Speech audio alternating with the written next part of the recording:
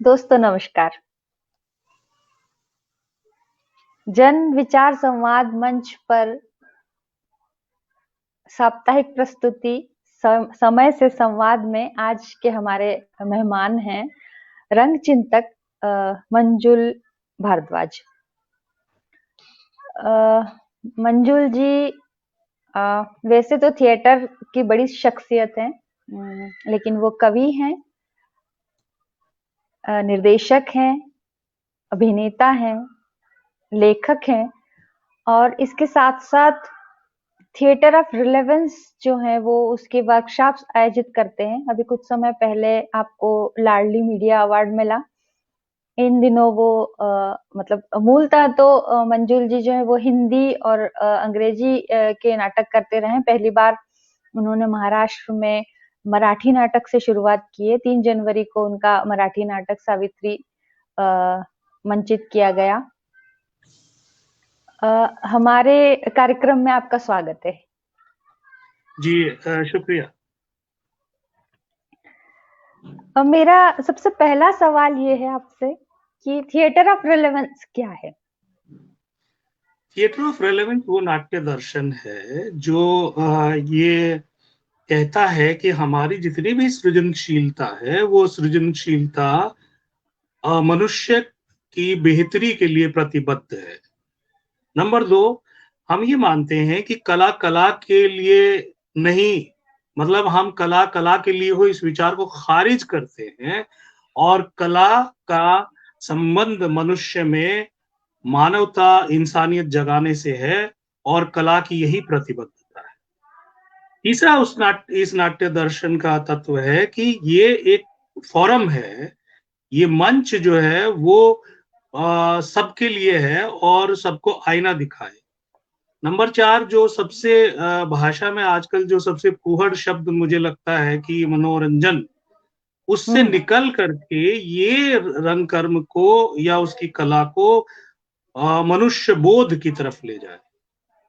और सबसे जो महत्वपूर्ण बिंदु है इसका कि ये महज एक हुनर नहीं, ये जीवन जीने का तरीका हो, क्योंकि रंगकर्म या कला अपने आप में एक उन्मुक्त दर्शन है, जिसको अभी तक किसी ने एक्सप्लोर नहीं किया है, उसको एक माध्यम या उसको एक हुनर भर तक आजमाया है। जी। जी। एक चीज़ है कि जब हम मतलब आप क्योंकि मूलतः हरियाणा से हैं और जब हम हरियाणा के बारे में विचार करते हैं तो हमारे दिमाग में जो है बॉक्सिंग आती है, हमारे दिमाग में कुश्ती आती है, पशुपालन आते हैं, डांस आते हैं, कहीं भी मगर थिएटर नहीं आता। और आप हरियाणा से थिएटर की तरफ आए हैं, तो वो क्या प्रेरणा रही जो आपको थिएटर की तरफ लेकर आई? देखिए बिल्कुल आपने सही कहा कि हर एक प्रदेश है जिसको कहा जाता है देशों में देश हरियाणा जहाँ दूध दही का खाना। तो हुँ, ये बात एक खोज से जागी है कि मेरा परिवेश एक गाँव, छोटे से गाँव में रहा और मैं विज्ञान से पहला स्नातक हूँ जो अपने गाँव से निकला, विश्वविद्यालय में गया, तो बाकी सब की तरह ही ये था कि आपको मिलिट्री में जाना है या ओवरसियर बनना है या फिर डॉक्टर बनना है। लेकिन एक बहुत सोच समझ कर खोज के बाद मुझे ये लगा कि मुझे ज़िंदगी में करना क्या है? और वो हुँ, ज़िंदगी में मुझे बहुत जो मेरे आस-पास हो रहा है उसको छोड़ कर के मुझे सब करना है। तो फिर मेरी रुचि जो है वो कला की तरफ गई और थिएटर की तरफ गई। और थिएटर में भी ख़ासकर ये गई कि जो हमारे साथियों ने जब ये तय हो गया कि भई अलग जीवन में करना है, तो हमारे हुँ, साथियों ने एक स्कूल खोला। वो अच्छा। स्कूल में वो पिछड़ी जातियों के बच्चों के लिए था और वो जब स्कूल खोला तो उसमें जो पिछड़े से पिछड़े बच्चे होते हैं जिसको आप कह लीजिए, वो पिछड़े से पिछड़े बच्चे जब वो करे और वो हाशिए पे रहे और उनके साथ 15 अगस्त पर जब मनोज कुमार की फ़िल्मों के या बहुत देशभक्ति के गीत जो है वो देखे और उनका एक कार्यक्रम बनाया। और वो कार्यक्रम में जब प्रस्तुत हुआ तो पहली बार मुझे इस कला के प्रभाव का प्रभुत्व मालूम पड़ा। मैं रूबरू हुआ हम्म। कि वो जो फिसड्डी हम्म। बच्चे थे या जिनको हम्म। कहा जाता था जिंदगी में कुछ नहीं करेंगे, वो हीरो हो गए वहां। तो मुझे लगा कि ये बहुत जो हाशिए को सक्षम करती है, जो हाशिए को बलशाली बनाती है, वो कला है और मुझे अब इसमें जाना है। फिर मैंने अपनी खोज जो है वो जारी की और मैं थिएटर में प्रतिबद्ध हुआ। तो आपने शुरुआत कैसे की? मतलब हरियाणा से शुरुआत हुई आपकी, या आप मुंबई आ गए फिर आपकी शुरुआत हुई? नहीं, थिएटर की जो मेरी शुरुआत है, जब मैंने ये तय किया कि मुझे जिंदगी में थिएटर करना है, तो मैं कभी मुंबई नहीं आया था। मेरा इंट्यूशन था, जो भी पढ़ा लिखा सोचा, और वो इंट्यूशन ये है कि भाई मुंबई या के सिवा थिएटर कहीं होता नहीं है जहाँ चौबीसों घंटे काम हो। हम्म। और मैं किसी भी उसमें कहीं अटकने की बजाय मेरा सीधा सीधा जो है वो रवानगी बम्बई की तरफ हुई। और हम्म। मैंने जो नाटक किए उसमें शुरुआती दौर में ब्रेख्त का नाटक किया, फिर शेक्सपियर का फैसिनेशन बहुत हुआ। और मेरे अंदर जो एक्टर वाली बात थी, वो एक्टर वाली बात ये थी कि बस अब हम होंगे और सदी के महानायक घर में बैठेंगे। इसलिए शेक्सपियर की सोलोलोकीज जो है वो बड़ी हम्म। पसंद आई और हमने हेमलेट नाम का नाटक एक किया। और उसके 4 शो में ही वो नाटक बैठ गया और उसके बाद जो हुआ वो इतिहास है दुनिया के सामने कि शेक्सपियर की ट्रेजेडी रहना है या नहीं रहना है, टू बी और नॉट टू बी, और फ्राइलिटी दाई द नेम ऑफ वुमेन, ये सब सोलोलोकीज जो है वो करके देखा। पृथ्वी थिएटर में शोज भी किए, लेकिन वो अच्छा। नाटक फ्लॉप हुआ और वहां से मेरा कथारसिस शुरू हुआ, या कह लीजिए मेरे जीवन में रंग कर्म क्या है इसकी समझ के लिए मुझे और गहरे में उतारा। क्योंकि मैंने जब एज एन एक अभिनेता के तौर पर शुरुआत की, तब रंग हुनर जो है वो स्थापित था। यानी कि आप अच्छा बोल लीजिए, अच्छा प्रेजेंट कर लीजिए, उसी को थिएटर हम्म। कहते हैं। थिएटर का हम्म। मतलब एक्टर होता है। और नाटक के नाम पे 4-5 क्लीशेज थे। महाराष्ट्र में विजय हम्म। तेंदुलकर का नाम था जो हम्म। हम्म। राष्ट्रीय स्तर पर लिया जाता था। हम्म। एक हम्म। ऑडिटोरियम में थिएटर नहीं करके एक रूप बदलने के बहाने थर्ड थिएटर था। फिर उसके बहाने आप कर लीजिए तो फिर मध्यम वर्ग के थिएटर के लिए मोहन राकेश थे। तो इस तरह हम्म। के क्लीशेज थे। पर मुझे हम्म। थिएटर की जब समझ आई, जब ये नाटक कहिए फ्लॉप हुआ, और हम्म। उस समय मेरी उम्र 19-20 साल होगी, और वो जो हादसा मेरे साथ हुआ, उस हादसे में जो कथारसिस हुआ, उसने मुझे जो है वो थिएटर की एक नई समझ दी। और इसमें सबसे पहले जो महत्वपूर्ण है वो ये है कि मुझे दर्शक क्या चाहता है इसका एहसास हुआ। जी। एक चीज जो बाकी ये सारी हमारा लाइव कलाओं में लिंक भी ये हमारा लाइव लिंक आ रहा है कि नहीं आ रहा लाइव आ रहा है, कमेंट्स भी आ रहे हैं। है? अच्छा, वो मुझे दिख नहीं रहा, इसलिए मुझे लगा कि कहाँ है। नहीं, आपको शेयर करना पड़ेगा उसको। आपको मैं उसको जन शेयर करना विचार पड़ेगा। ग्रुप में गया हूँ, क्लिक किया है, आ नहीं रहा। नहीं, वो आ रहा है, आपको अपनी वॉल पर उसको शेयर करना पड़ेगा। मुझे दिखे तो ठीक है, चलिए देखता हूँ। हाँ जी, हाँ जी। अ, अ, एक सवाल जो है वो कलाओं को लेकर हमेशा से ही रहा है। अभी थोड़ा-सा इसलिए भी ज़्यादा प्रासंगिक हो गया है वो, क्योंकि हम अलग-अलग तरह की चुनौतियों से जूझ रहे हैं। थिएटर समकालीन थिएटर है, और क्या वो वाक़ई समकालीन है? मतलब क्या आजकल जो थिएटर किया जा रहा है, जो नाटक किए जा रहे हैं, वो क्या युगीन चुनौतियाँ, उनकी समस्याएँ, उनके प्रश्नों को एड्रेस कर रहा है? देखिए, पहली बात तो ये है कि क्या थिएटर है। हुँ। क्या क्या जो थिएटर है, वो आज जो थिएटर हो रहा है, क्या वो थिएटर है? क्योंकि थिएटर के अलग अलग रूप है हमारे सामने। जैसे आज मैं जो देख रहा हूँ, उसमें एक थिएटर होता है जो सदियों से चला आया है कि भैया आप एक अच्छा बोल लो, आप उसका एक मनोरंजन के नाम पे कर लो, हम्म। उसको मैं एक थिएटर नहीं मानता। दूसरा हम्म। थिएटर है जो जिसको मैं रंग नुमाइश कहता हूँ। और जब हम्म। रंग नुमाइश कहता हूं तो उसका सीधा सीधा संबंध है कि सरकार के पैसे से या कॉरपोरेट के पैसे से आप एक रंग नुमाइश कीजिए, आप हम्म। एक ड्रामा स्कूल के ट्रेंड कीजिए हम्म। सरकार के लोगों के पैसे से, और हम्म। उनकी कोई प्रतिबद्धता जन से नहीं होती है, और वो सत्ता का जयकारा बोल के नुमाइश करते हैं। तीसरा किस्म का जो थिएटर है वो थिएटर होता है कि जो एक विचारधारा से प्रतिबद्ध होते हैं, वो इस माध्यम का उपयोग करते हैं अपने एजेंडा के लिए। आप समझ गई मैं हम्म। किसकी तरफ इशारा कर रहा हूं। और बिल्कुल अक्सर वो बिल्कुल। अपने आप को जनवादी कहते हैं, लेकिन हम्म। वो अपने पार्टी के नेताओं में नचनिया गवानिया से आगे नहीं बढ़ पाते हैं। और अगर वो वाकई जनवादी होते तो ये 70 महीने में तो जनवाद ने क्रांति ले आनी थी। और लेकिन आप देखिए वो जनवाद 1990 के बाद ढह गया। 1990 के पहले जो भी था वो जनवाद था। आज एक जनवादी पत्रिका नहीं है, एक जनवादी अखबार नहीं है, एक जनवादी समाचार नहीं है, और एक जनवादी नाट्य ग्रुप नहीं।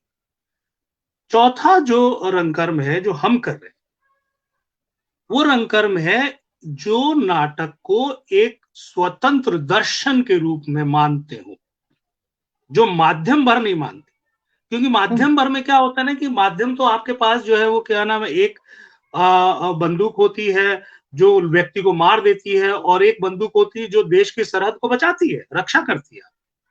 हम्म। तो माध्यम का उपयोग तो कोई भी कर सकता है। जैसे ये रंग नुमाइश वाले हैं, ये रंग हम्म। नुमाइश वाले माध्यम का उपयोग करते हैं और मेन स्ट्रीम थिएटर करके या पता नहीं क्या क्या जुमलों से छाए रहते हैं, और अपने आप को जो है वो खुदा से कम समझते नहीं है।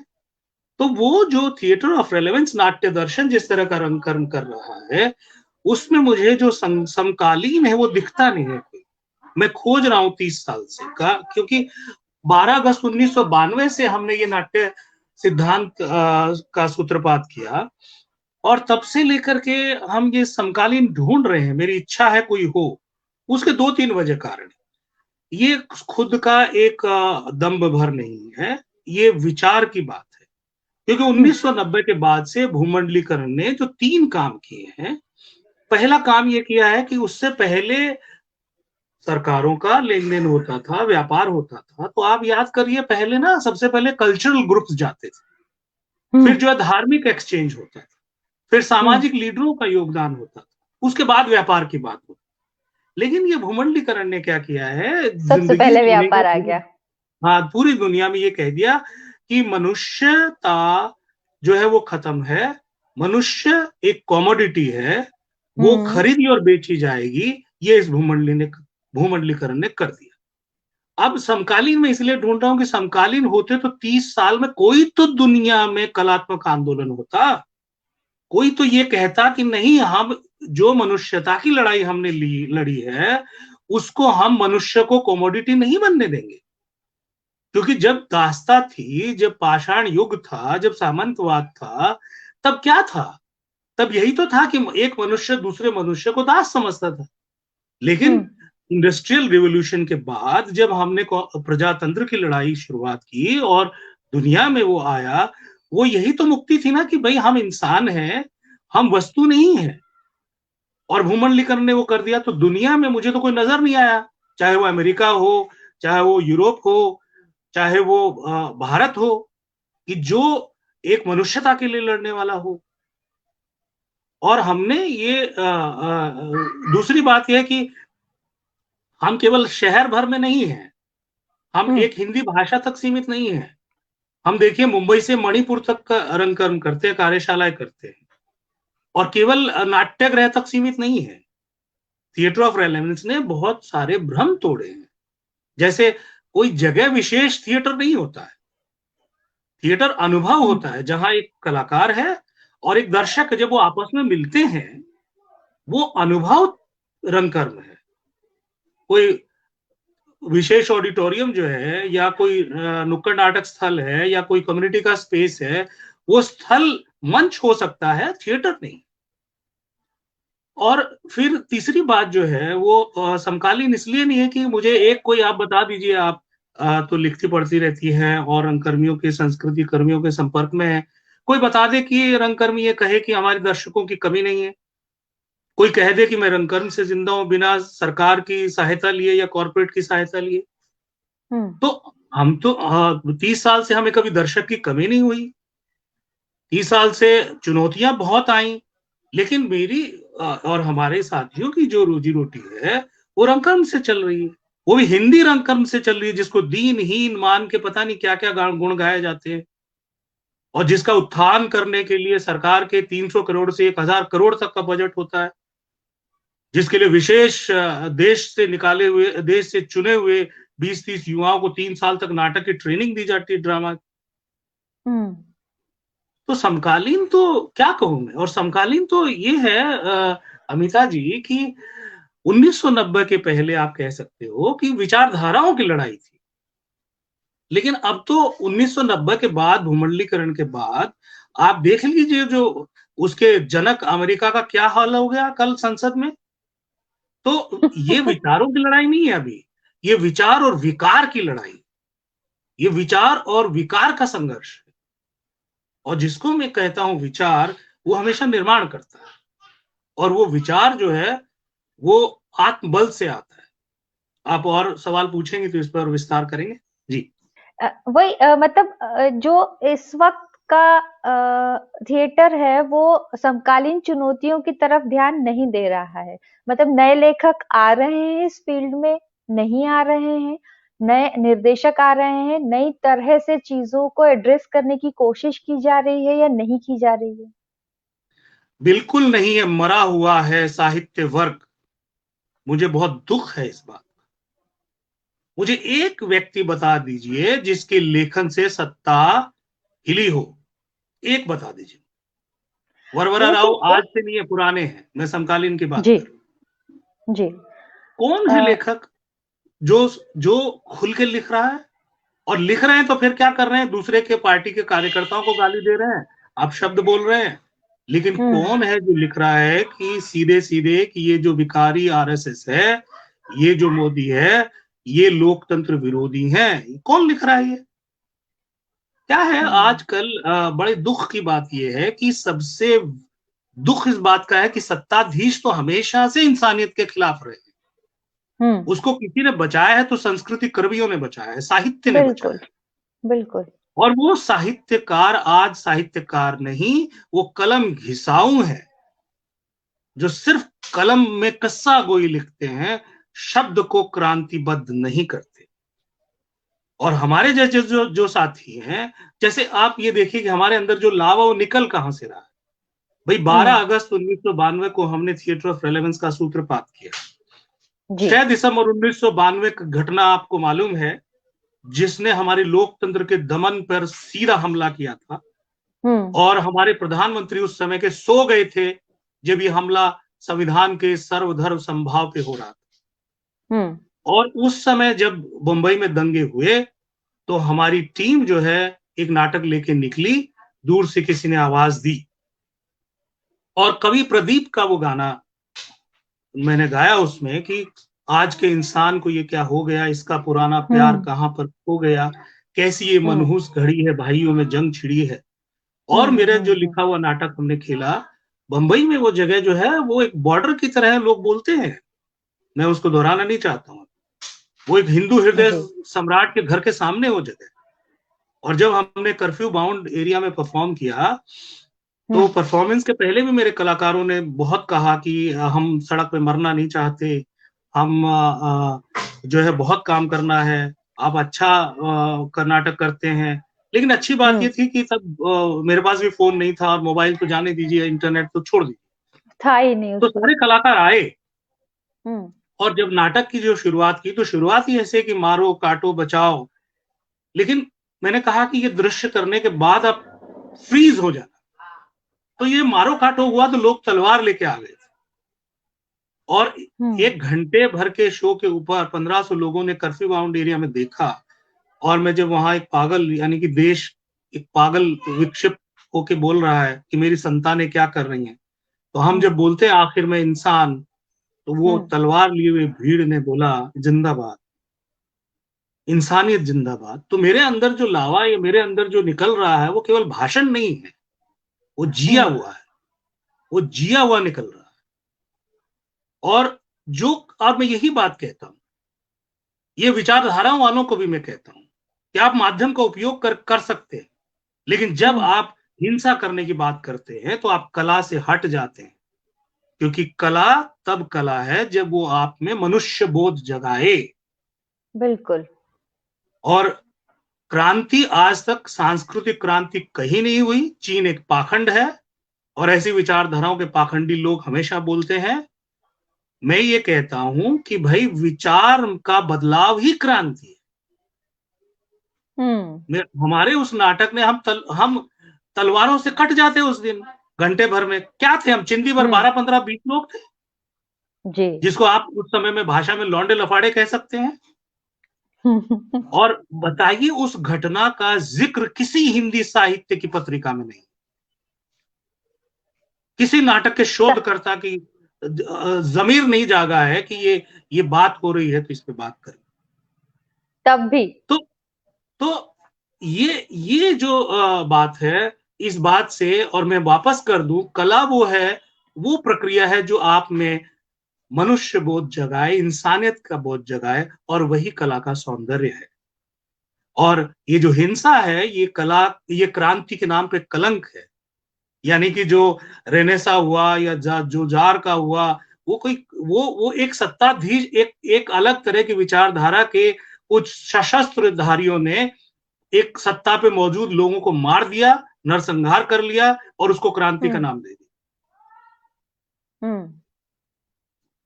लेकिन जो वैचारिक क्रांति है हमारे यहाँ, जो बुद्ध की वजह से है, जो नानक की वजह से है, जो कबीर की वजह से है, जो गांधी की वजह से है, उसका समकालीन कौन है? मतलब आपको देखिए, बड़ी बड़ी बड़ी बदकिस्मती ये है कि एक बनिया का ज्ञानपीठ पुरस्कार जो बनिया देता है, हम्म। मतलब आपके पाठकों में दम नहीं है जो इकट्ठे होकर आपको पुरस्कार दे दे। उसके लिए आपको कोई बनिया की थैली चाहिए होता है, और फिर आप अपने महान साहित्यकार कहते हैं और लिखते हैं मैं ज्ञानपीठ पुरस्कार विजेता हूं। अरे डूब मरना चाहिए, आपको शर्म आनी चाहिए। फिर आप कहते हैं कि हिंदी के पाठक नहीं है, फिर आप कहते हैं हिंदी की किताबें नहीं बिकती हैं, फिर आप कहते हैं पब्लिशर साजिश करते हैं। हम्म। एक और सवाल है, मतलब कई बार ये होता है हम लोग आपस में बातचीत में एक सवाल, मतलब जो चीज बार बार आती है कि यदि हम कोई कोई ऐसा क्रिएशन करते हैं जो समकालीन है, मतलब जो वर्तमान की चुनौतियां हैं उससे जूझता है, तो वो कालजयी हो पाता है? मतलब अभी जो थिएटर है जिसको हम समकालीन चुनौतियों, मतलब समकालीन प्रश्न जो है, इस वक्त के जो प्रश्न है, इस वक्त की जो समस्याएं हैं, उसको एड्रेस करने वाला जो थिएटर है, उसको एड्रेस करने वाला जो नाटक है, क्या वो आज से 20 साल बाद भी उसी तरह से रहेगा? मतलब उसकी प्रासंगिकता आज है, क्या वो कालजयी हो पाएगा? देखिए, जो रचना होती है वो हमेशा कालजयी होती है, जो क्रिएशन है वो कालजयी होता है। नहीं, क्रिएशन देखिए कब होता आज है? से, जी बिल्कुल, लेकिन आज से 20 क्रिएशन साल कब होता बाद। है, मैं वहीं पे आ रहा हूं। मैं जी। क्रिएशन कब जी। होता है? जी। क्रिएशन कब होता है? जब उसमें मनुष्यता कूट कूट के भरी, हम्म। जब उसमें जनहित होता है।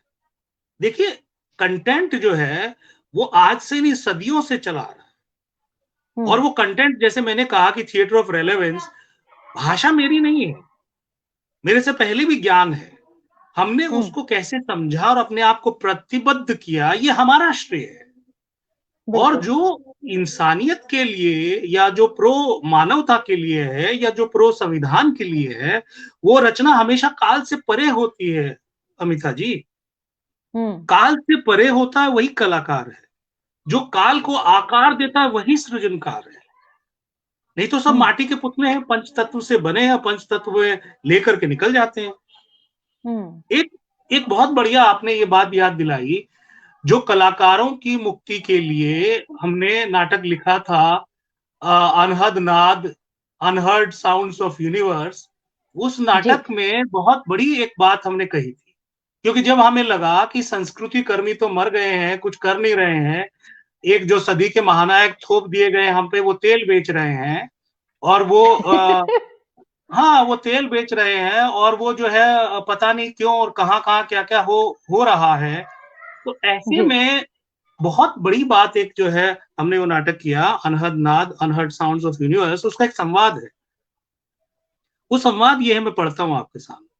जी। आपको जीवन जीते हुए ये परिभाषित करना ज़रूरी है कि आपके लिए सफलता का क्या अर्थ है, जी। असफलता के क्या मायने हैं, क्योंकि ये आपकी जीवन यात्रा है। आप अपनी जी। जीवन यात्रा पर पहली और अंतिम बार चलते हो। Never before no one travelled your journey. आपकी हम्म। यात्रा आपकी है। आपसे पहले आपकी जीवन यात्रा पर कोई नहीं चला, ना ही चलेगा और ना ही चल सकता है। और आपकी जीवन यात्रा की दिशा, मार्ग आपको तय करना है, आपको बनाना है।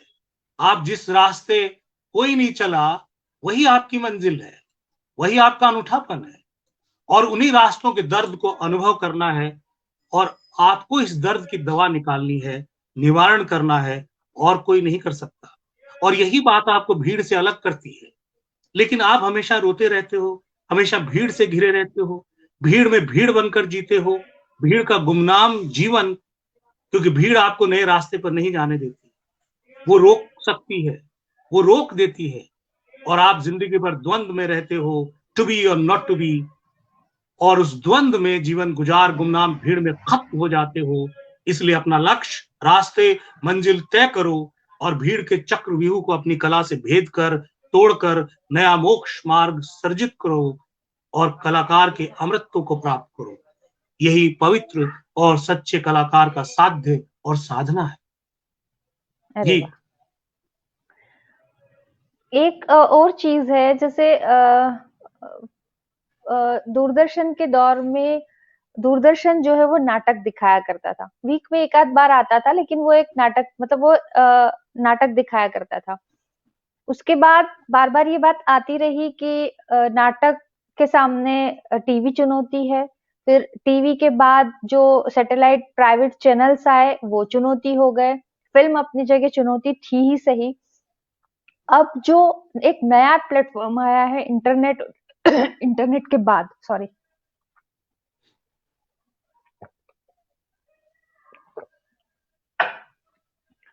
ये जो ओटीटी नामक नया प्लेटफॉर्म आया है, इसमें बहुत सारा, बहुत अलग अलग तरह का कंटेंट है। इसमें कोई शक नहीं है कि उसमें वो जो कंटेंट है सारा, उसमें एसेंस जो है वो तो कुछ एक चीजों में मिलेगा, अदरवाइज तो वो सब चीजें जो है वो बड़ी जिसको कहना चाहिए फास्ट फूड टाइप की चीजें हैं आज, मतलब जिससे आपको कुछ नहीं मिलता है। लेकिन बात यह है कि जो यूथ है इस दौर का, जो बहुत तेज गति में जीने में विश्वास करता है, वो उस ओटीटी कंटेंट से बहुत ज्यादा मुतासिर है। तो क्या थिएटर उस कंटेंट के साथ कंपटीशन कर पा रहा है? क्या थिएटर यूथ से कनेक्ट कर पा रहा है? देखिए, मैं आपको पहले तो ये बता दूं कि थिएटर मदर आर्ट है। इसलिए जो थिएटर हम्म। शब्द हम उपयोग करते हैं ना, वो थिएटर शब्द हम्म। में दी आरते, दी आरते म्हणजे दी आर्ट। थिएटर हम्म। में लाइव पेंटिंग है, थिएटर में पूरे संवेदनाएं हैं, और हम्म। जो तकनीक है, वो तकनीक इवोल्यूशन कभी भी थिएटर को कंपटीशन नहीं दे सकता। हम्म। मैं आपसे बात कर रहा हूं, हम्म। लेकिन सोचिए जब आपके साथ कभी रूबरू होंगे, और जो आपके साथ हाथ मिलाएंगे या स्पर्श होगा, है ना, हम्म। वो हम्म। स्पर्श कोई कंपटीशन नहीं है उसके साथ। तकनीक का थिएटर से ना कभी कंपटीशन था, ना आगे होगा। जब तक मनुष्य रोबोट नहीं हो जाता, तब तक हम्म। जो है वो थिएटर रहेगा। और रही बात ये अभी कि युवा जो है वो क्या नाम है, फास्ट फास्ट ट्रैप में आता है। मैं उसको ट्रैप करूंगा, स्पीड कहीं नहीं। बिल्कुल। दुनिया का सबसे पुराना लोकतंत्र जो है ट्रैप में आ गया, आपने देखा कल की तस्वीरें। बिल्कुल। हमारा लोकतंत्र जो है उसको, संविधान को कभी किसी ने टक्कर नहीं दी थी, और एक ऐसा दौर हुआ और जो कि मैं कहूंगा मनमोहन सिंह जी के किया धरा है। जब उन्होंने संसद बेची, तो संसद हम्म। बेची तो वही वही लोग निकल के आएंगे जो पूंजी बनाना चाहते हैं। और बिल्कुल। उसमें जो मध्यम वर्ग तैयार हुआ, और उस मध्यम वर्ग में जो युवा तैयार हुए, जो चिप लगा उनके दिमाग में, आज युवा है कहाँ? आज युवा तो चिप लगा हुआ है उसके, उसमें युवा होता तो 44 दिन से किसानों के आंदोलन में सरकार की ईंट से ईंट नहीं बजा दी होती। हम्म। आज युवा होता तो 2 करोड़ का जुमला जो फेंक के आदमी, लाखों की बेरोजगारी भीड़ है। आज युवा जो है वो कहीं नहीं है। क्यों नहीं है? क्योंकि भूमंडलीकरण ने उसकी वैचारिक शक्ति को छीन लिया। हम्म। वो आउटसोर्स है। मतलब आप कह लीजिए कि भूमंडलीकरण देखिए कितना बढ़िया काम करता है। वो ये क्या काम करता है कि हम आपको मनुष्य तो रहने ही नहीं देंगे, हम आपको भीड़ बना देंगे। और हम्म। वो भीड़ जो है, मनमोहन सिंह तक तो भीड़ रही, उसके बाद वो भेड़ हो गए। और बिल्कुल। वो सोचने समझने की शक्ति नहीं है। मतलब आप देखिए, आप कौन सा साबुन खरीदेंगे, उसके लिए 1000 विज्ञापन आपके पास है। आप कौन से कपड़े पहनेंगे, कौन सा तेल खाएंगे, कौन से जगह हम्म। जाएंगे, तो हम्म। इनका जीवन तो उससे निकला है। आज जो 15-20 साल के हैं, 30 साल के हैं, उनका जीवन तो इससे निकला है ना। You don't need hmm. It but you want to have it. ये आपकी जरूरत नहीं है। हम्म। तो ये जो कंटेंट आप जो देख रहे हैं, ओटीटी जो आप कह रहे हैं, जो सीरियल कह रहे हम्म। हैं, जो फिल्म कह रहे हम्म। हैं, ये हम्म। बिकाऊ माल है। और भीड़ में सब खप जाता है। सिनेमा जिसको हम कहेंगे, वो सिनेमा सत्यजीत रे का था और रहेगा। हम्म। सिनेमा जब हम जिसको कहेंगे, वो 2 बीघा जमीन आज भी है। आज जो 44 दिन से लाखों किसान -डिग्री टेम्परेचर में, जिनके 60 से ज्यादा शहादत दे चुके हैं, वो जानते हैं 2 बीघा जमीन। और हम्म। एक बात और बता दूं मैं, कि रंग कर्म की व्याख्या है। रंग कर्म मतलब रंग। रंग आप देख लीजिए, सफेद, नीला, पीला, आप किसी से भी समाज में पूछ लीजिए, वो हम्म। कहेंगे सफेद रंग का क्या मतलब है। जैसे मैं आपसे पूछूं, हम्म। क्या मतलब है, या पीले रंग का क्या मतलब, या नीले रंग का क्या मतलब, तो वो बता देंगे कि रंग का मतलब है उसके पीछे का विचार। जैसे सफेद हम्म। शांति, हरा हम्म। खुशहाली, नीला हम्म। खुलापन, पीला शुभ, बसंती। जब जनमानस में ये रंग को देखते ही विचार पनपता है, तो रंग मतलब हम्म। विचार, और रंगों का कर्म मतलब है रंग कर्म। रंग जी। कर्म जो है वो नुमाइश भर नहीं है कि कुछ हुनरमंद नाचने गाने वाले नाच गा के चले गए। वो ना तो रंग कर्मी है, ना वो रंग हम्म। कर्म है, वो रंग नुमाइश है। और रंग नुमाइश करने वाले वो गिरगिट है, जो कहीं भी नाच गा लेते हैं, लेकिन उनमें क्यों नाचना है, क्यों गाना है, वो दृष्टि नहीं है। और ये दृष्टि ही रंगकर्मी और रंग नुमाइश को अलग करती है। और मैं तो ये कहता हूं कि जी। 130 करोड़ के उसमें कहीं कोई है ही नहीं, प्रतिस्पर्धा ही नहीं है रंगकर्मियों में। हम तो चाहते हैं वो प्रतिस्पर्धा हो। इस देश में आज सबसे ज्यादा जो किसी की जिम्मेदारी है, वो जिम्मेदारी है रंगकर्मियों की, संस्कृति कर्मियों की, साहित्यकारों की। इस देश में अगर 1000 संस्कृति कर्मी कहीं अलग अलग या जेल में चले गए, फांसी चढ़ गए, या मुझे अगर गोली मार दी गई, तो इस देश में क्रांति का बिगुल बज उठेगा। और ये जो किसान खड़े हैं लोकतंत्र को हम्म। बचाने के लिए, तो ये देश में इस तरह का कोई विकारी राज नहीं कर पाए। हम्म। एक चीज और है कि अम, कई सालों से सुन रहे हैं, मतलब जब हम पढ़ते थे तभी से ये बात बार बार आती रही है कि थिएटर जो है वो अंग्रेजी है, वो मराठी है, वो बंगाली है। मगर हिंदी थिएटर के बारे में जब भी बात होती है तो ये कहा जाता है कि अरे हिंदी में वो बात नहीं है। अब भी क्या वही स्थिति है? और यदि हिंदी थिएटर है तो उसके सामने क्या चुनौतियां हैं? मतलब फंडिंग हिंदी भी चुनौती है, इसके अलावा लेखकों की चुनौती है। कहा जाता है हिंदी में नाटक नहीं लिखे गए हैं, स्तरीय नाटक नहीं है। जो हिंदी वाले भी करते हैं तो वो अंग्रेजी के जो है उनका ट्रांसलेशन करके और उस तरह से स्क्रिप्ट तैयार करके और वो करते हैं। तो पैसा चुनौती है एक, दूसरा कंटेंट चुनौती है एक। तो क्या हिंदी में चुनौतियां क्या है और इससे हिंदी थिएटर कैसे कोप अप करेगा? देखिए, हिंदी भाषा के 3-4 शत्रु हैं, ये जान लीजिए। जी। हिंदी भाषा के पहले शत्रु है राजभाषा अधिकारी। हाँ। दूसरे दूसरे जो है हिंदी भाषा, हिंदी रंगकर्म के शत्रु है जो दिल्ली में बैठा हुआ एक छोटा सा संस्थान। हम्म। तीसरा जो है, क्योंकि मैं बता दूं आपको, बंगाली छोड़ दीजिए आप, और भाषा छोड़ दीजिए, मराठी, कर्नाटक, कन्नड़ा जो छोड़ दीजिए, हम्म। भारत में हिंदी में सबसे ज्यादा रंगकर्म होता है, छोटे छोटे गांव में होता है। लेकिन वो क्या हम्म। हुआ, दिल्ली के जो संस्थान है इसने सबके अंदर ना एक न्यूनगंड पैदा कर दी। और मैं कहता हूं कि किसी को हराने का सबसे कारगर शस्त्र होता है, उसको मन के स्तर पर तोड़ दो। हम्म। और ये जो संस्थान है, जो अपने आप में ड्रामा संस्थान है, इसने वो न्यूनगंड पैदा किया। उदाहरण के लिए मैं कहूं कि यहाँ पर 30-40 साल पहले कुछ छात्र जो है रंगकर्म की ट्रेनिंग लेके निकले बाहर। हम्म। उन्होंने कहा, क्योंकि उनको जो है बढ़ई बना दिया गया था, दृष्टि तो थी नहीं। हम्म। उनको ये कह दिया, जैसे आप किसी कारगर जो कारीगर होता है ना, उसको 10 बाई 10 की बेंच बना दो, 10 बाई 10 की बना दो। उनको किसी एक बोलते हैं बहुत बड़े कोई डायरेक्टर हुए थे, उन्होंने लाल किले, वो पुराने किले में कोई नाटक कर दिया था। अरे हम्म। भाई, सरकारी पैसे पे आप पुराने किले में रंग नुमाइश कर दोगे, उससे क्रांति हो जाएगी रंगकर्म में।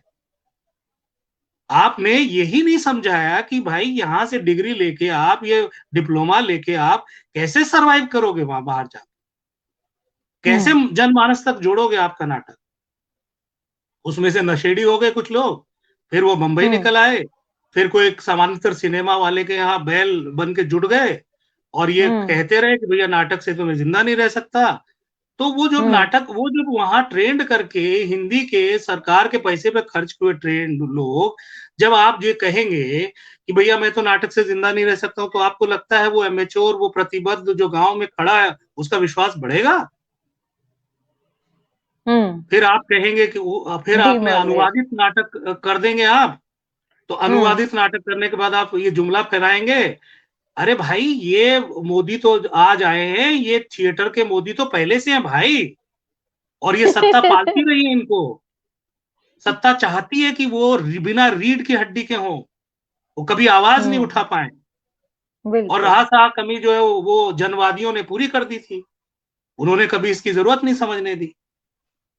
तो अब आप ये बताइए कि जो आदमी जिंदगी के 30-35 साल बाद जिसको कोई सिनेमा मिला, उसके पहले वो नाटक की ट्रेनिंग लेके आया, तो क्या वो गुरुद्वारे में लंगर खा रहा था? कैसे जिंदा था वो आदमी? और हम्म। सवाल ये है कि थिएटर से आपको कितना पैसा चाहिए, और वो पैसा कौन देगा? भाई आप, सबसे बड़ी आपको ये अर्थव्यवस्था समझ में नहीं आती है कि भाई भारत सरकार भी इनडायरेक्ट टैक्स से चलती है। ये जो हम्म। गलत फहमी के लोग जो बैठा के रखे ना मीडिया में कि हमारे हाँ, टैक्स, इनकम आयकर टैक्स, से। अरे इनकम टैक्स क्या हम्म। तुम्हारा 1% भी नहीं है भाई, 2 से 4 बिल्कुल। परसेंट होगा। ये जो गरीब आदमी भी है ना, जो माचिस खरीदता है, वो भी सरकार को कर देता, उसके पैसे से चलती है। जब भारत हम्म। सरकार भी एक सिटीजन के पैसे से चलती है, तो आप सीधा सीधा अर्थ उसमें सर्वाइवल करना है, तो आप जो है दर्शक से संपर्क कीजिए। दर्शक है आपका जो चलाएगा आपके नाटक को, नहीं है।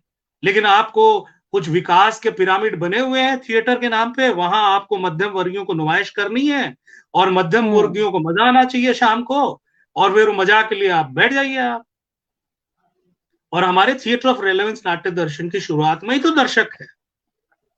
जब मैं अपने मातम में था, तब वो सामने टपरी वाला पूछता था मुझसे, अरे आपका हम्म। नाटक वाटक का क्या होगा? तो 100 दिन बाद हमने उसकी बात सुनी। मैंने, ये आदमी ये क्यों बोल रहा है आपके नाटक वाटक का क्या होगा?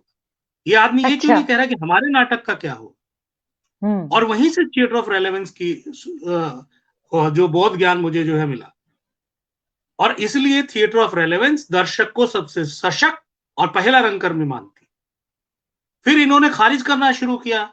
यहाँ बहुत बड़े हम्म। मुंबई में एक थे नाटक के डायरेक्टर, उसने हर साहित्यकार को जो लेके आता था नाटक, अरे आपको अकल नहीं है, समझ नहीं है, उसने तिरस्कारित किया। और जो नाटक नहीं है, क्योंकि वो बहुत बड़े लेखक का वो एक पत्रिका के संपादक थे, वो जो नाटक नहीं, रेडियो नाटक टाइप, हम्म। उसके उसको उसने यहाँ मलाबार की बिल्डिंगों की छत पे उसने बड़ा रंग नुमाइश की। हम्म।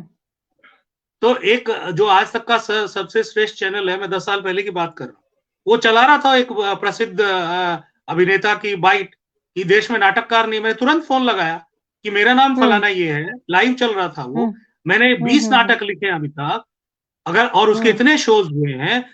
आप ये गलत बात कीजिए, बंद करिए कि इनको कहिए ये इनका व्यक्तिगत मत है कि नाटककार नहीं, हम्म। नाटककार है, आपको समझ में नहीं आता क्या करना है। और उसी तरह से जो न्यूनगंड फैलाया, वो न्यूनगंड फैलाया जो साहित्य की पत्रिका बहुत फेमस है। हम्म।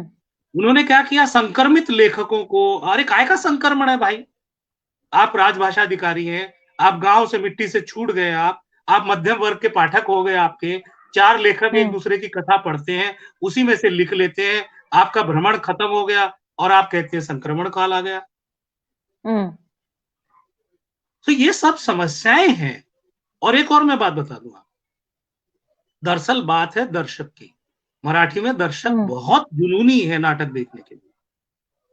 लेकिन हम्म। इसका मतलब जो आप देख लीजिए, हिंदी सिनेमा का स्तर क्या है? क्या बेहतरीन स्तर होता है? हिंदी फिल्में इतनी बनती हैं, लेकिन सब चलती हैं, सब हिट होती हैं।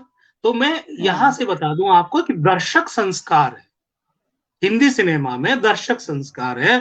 घटिया से घटिया फिल्मों लोग देखने आते हैं। उसी तरह से मराठी में भी दर्शक संस्कार। इसका मतलब ये नहीं है कि यहाँ प्रगतिशील नाटक होता है। अगर प्रगतिशील होता, खेरलाल जी नहीं होता। हम्म। आप समझ जाइए, ये बिंदु है। और इसलिए यहां भी हम लड़ाई लड़ रहे हैं कि वैचारिक नाटक नहीं होते। अब जैसे गर्भ हमारा नाटक है, हम्म। अनहद नाथ जो हमने कहा, वो ऐसे नाटकों को हमने बंबई के विशेष गृह नाट्य गृह में किया। तो उन्होंने कहा कि ये नाटक चलेगा नहीं। अरे भैया, विचार नहीं है तो नाटक ही नहीं है ना। लेकिन आज हम्म। हम कहते हैं कि हमारी 4 साल की तपस्या रंग लाई, और आज वहां कम से कम, और नहीं तो नाटकों के नाम तो बदले। पहले नाटकों का नाम होता था तुझी नवरा बायकोचा, हे असे नाव होते। जब आप हम्म। पुराने 80s के समझ लीजिए, पंजाबी भाषा के दिल्ली में जो नाटक होते थे, उसी तरह के नाटक। हम्म। लेकिन आज हम्म। वहां धीरे धीरे बदलाव आ रहा है। और खास बात है कि एक हमारा नाटक है राजगति। इस हम्म। राजगति नाटक ने, मैं बता दूं कि मैं हर पार्टी को आईना दिखाता हूं, हर प्रगतिशील को आईना दिखाता हूं, जी। और खुद भी देखता हूं, ऐसा नहीं कि नहीं देखता हूं।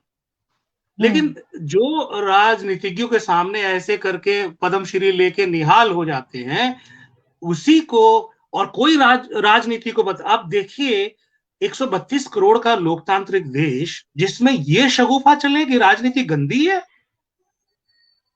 और आप गंदे लोगों को चुनाव में जिता दें। तो हम्म। राजनीति गंदी नहीं है, इसको कहने वाला हमारा नाटक है राजगति। और वो नाटक जब हमने खेला तो महाराष्ट्र की सत्ता बदल गई। क्या कोई इस पे चर्चा कर रहा है? देखिए, मैं बता दूं आपको, अमिता जी, रंग कर्म विद्रोह है। अपने आप, जब अपने आप से लड़ती हैं तो साहित्य लिखती हैं। जब हाँ, अपने आप को बिल्कुल। छोड़ के आप दृष्टिगत होती हैं, तब आप एक शब्द लिखते हो, परफॉर्म करते हो। और सत्ता कोई भी हो, वाम हो, दक्षिण हो, पूंजीवादी हो, वो हमेशा रंग कर्मियों से डरती है, वो रंग कर्मियों की रीढ़ को तोड़ती है और उनके नुमाइश को स्वीकार करती है, लेकिन उनकी दृष्टि पे हमेशा आघात करती है। इसलिए रंग कर्म वही कर सकता है जो विद्रोही हो, जो जान हथेली पे लेके चले। जी। हमने आपसे नाटक का अंश सुना। कोई कविता सुना सकते हैं आप अपनी? मैं चाहता हूं कि कविता में पहली बात तो ये है कि एक व्याख्या जो हम चाहते हैं वो सबके सामने क्लियर हो, और वो जी। व्याख्या है कि कलाकार का क्या मतलब है, कलाकार हम जी। किसको कहें। जी। और वो सबके सामने आए, तो कलाकार को हम जो कहना चाहते हैं वो ये है कि भाई जो कल काल को आकार दे वो कलाकार है, जी। जो काल को आकार दे वो कलाकार है। मैं इसको आपके जी। सामने अभी प्रस्तुत करता हूं जी। कि दरअसल ये मूर्त अमूर्त का खेल है। हम्म।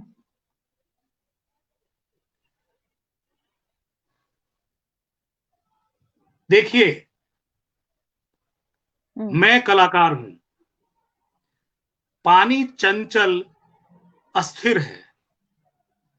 पानी यानी मैं भाव की बात कर रहा हूं कि हम्म। हम जो आपके साथ बात करते दर्शक, दर्शक पहले हमारे से हम्म। भाव फिर दृष्टि में जुड़ता है। हम्म। हम्म। मैं कलाकार हूं, पानी चंचल अस्थिर है, इस ओर हम्म। से उस ओर बहता है। पानी हम्म। चंचल अस्थिर है, इस ओर से हम्म। उस ओर बहता है, मीठा हम्म। खारा एक साथ। मीठा हम्म। मतलब आनंद का जो आपको, और खारा जो आंखों से बहता है। जी। मीठा खारा एक साथ, कभी गरजता बरसता है, कभी हम्म। दहाड़ता है, तो कभी मंद वाह। मंद आंखों से टपकता है। हम्म। पानी भावावेग है, वाह। पानी आवेग है, भावनाओं के तरल धरातल को अपनी कला में मथ कर दिशा, अभिव्यक्ति और अर्थ देता हूं मैं कलाकार हूं। अरे वाह। मैं कलाकार हूं, काल का आकार हूं, जीवन का सार हूं। मनुष्य को, मेरा लक्ष्य क्या है? मनुष्य के हम्म। विकार को निरस्त करने वाला विचार हूं। अरे वाह। मनुष्य बहुत के बढ़िया। विकार को निरस्त करने वाला विचार हूं, मैं कलाकार हूं। मेरा पथ बहुत बढ़िया। पथरीला नहीं, मेरा पथ पथरीला नहीं, मेरा पथ पनीला है। मैं पानी पर चलने वाला पथिक हूं। भावनाओं के महासागर के मंथन से, भावनाओं के महासागर के मंथन से निकले विष को पीकर, भावनाओं के महासागर के मंथन से निकले विष को पीकर अमृत से जीवन को आलोकित करता हूं, मैं कलाकार। वाह वाह। बहुत बढ़िया। जैसे मैं ये भी बता दूं कि आपने जी। बहुत बढ़िया से मैं एक रचना और पढ़ूंगा, लेकिन उसके जी। पहले जैसे आपने कहा समय से संवाद। जी।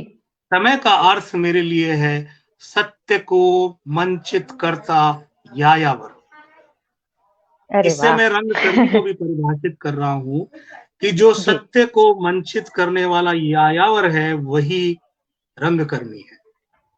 और चलिए, बहुत संवाद बढ़िया। का मतलब बहुत खूब आपने ये शीर्षक रखा है। संवाद का मतलब है संवेदनाओं का वाग्मय दर्शन। जी। अब मैं एक रंगकर्म पे एक कविता पढ़ता हूं ताकि सब जी। समझें उसको कि जी। रंगकर्म, रंगकर्म झूठ होते हुए सच है। रंगकर्म झूठ होते हुए सच है, और जीवन सच होते हुए भी झूठ है। रंगकर्म झूठ होते हुए सच है, जीवन सच होते हुए भी झूठ। सत्ता निष्पक्ष होते हुए पक्षपाती है, रंग कर्म पक्षधर होते हुए निष्पक्ष।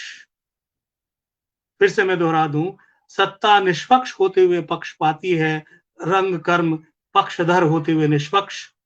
सत्ता संवैधानिक होते हुए चंद लोगों की हिरासत में है, रंग कर्म चंद सिरफिरों का जुनून होते हुए उन्मुक्त है। रंग कर्मियों सावधान, रंग कर्मियों सावधान, रंग कर्म झूठ है, झूठ में झूठ मिलाओगे तो वो नुमाइश भर होगा। रंग कर्मियों सावधान, झूठ में झूठ मिलाओगे तो नुमाइश भर होगा, जन सरोकारों का पैरोकार नहीं। सत्ता के इशारों पर नाचता हुआ गिरगिटी प्रवृत्ति से लबरेज जिस्मों का छद्म कर्म होगा। जीवन संघर्ष है, जीवन संघर्ष है, संघर्ष का हथियार रंग कर्म है। लालच जब नफरतों को ढक ले तो जीवन आडंबरों के मुखौटे लगाता है। लालच जब जरूरतों को ढक ले तो जीवन आडंबरों के मुखौटे लगाता है। रंग कर्म मुखौटे उतार जीवन को सच से रूबरू कराता है। जीवन सत्य से जन्मा रंग कर्म सत्य की खोज का कलात्मक स्वरूप है। स्व यानी आत्म, स्व यानी आत्म, रूप यानी शरीर, अपने शरीर से बाहर अपने अंदर देखने की कला रंग कर्म है। झूठ का आभास लिए सच का एहसास है रंग कर्म। रंग कर्म ऐसा रंग कर्म है जो एक मोहनदास को सत्य के मार्ग पर चलने के लिए प्रेरित करता है। जी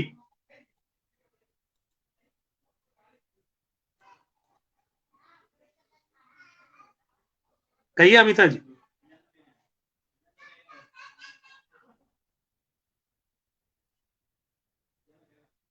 आपकी आवाज नहीं आ रही है।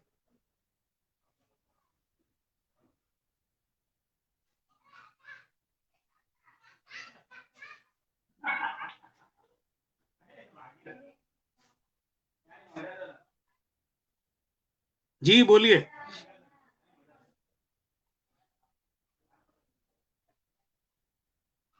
आपकी आवाज नहीं आ रही,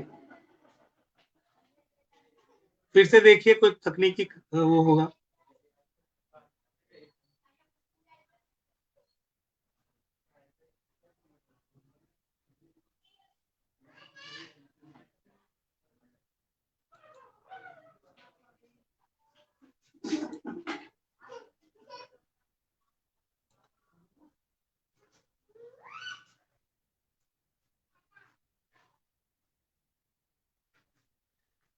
एक तब तक मैं अमिता जी की आवाज जब तक लौटती है तब तक मैं एक और मेरी अपेक्षा क्या है रंगकर्मियों से, वो रचना मैं आपके लिए पढ़ देता हूँ।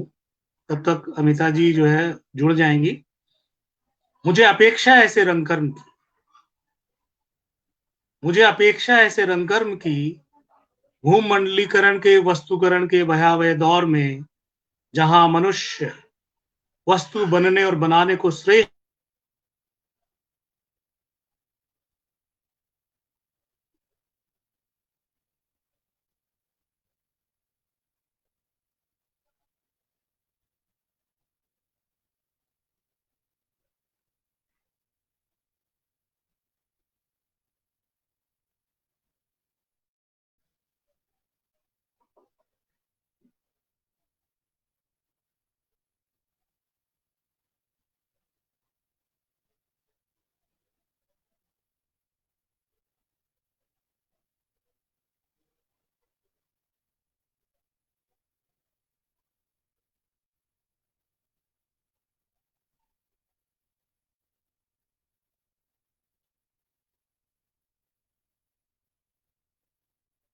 हेलो।